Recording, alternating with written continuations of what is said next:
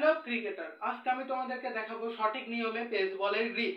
তো আমাদের মধ্যে অনেকে পেসার আছে যারা বলের গ্রিপটাকে এরকম ভাবে ধরে, এরকম। আবার অনেকে আছে যারা এরকম ভাবে ধরে। এটা আসলে একদম ভুল নিয়ম। তো আমরা সঠিক নিয়মে পেস বলের গ্রিপটা ধরা শিখবো।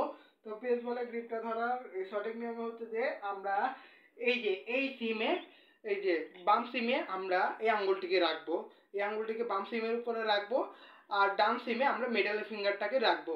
রেখে আমরা এই সিমটার মধ্যে আমরা এই আঙ্গুলটিকে রাখবো, বুড়ো আঙ্গুলটিকে রাখবো। আর দেখতে হবে যাতে এক আঙ্গুলের গ্যাপ থাকে, এক আঙ্গুলের গ্যাপ থাকে। তারপর আমরা এটিকে এভাবে মিলিয়ে দেখবো, বুঝছো, মাপ নিয়ে দেখবো যতটুকু গ্যাপ থাকবে ততটুকু আমরা নিব। তারপরে বলটাকে আমরা রিলিজ করব, তাহলে আমাদের বলটি খুবই ভালো হবে। এটাই হলো আসল নিয়মে পেস বলের গ্রিপ। এরকম ছোটখাটো ক্রিকেটের টিপস পেতে ঈশান ক্রিকেট স্টার ঈশানকে ফলো দিয়ে রাখো।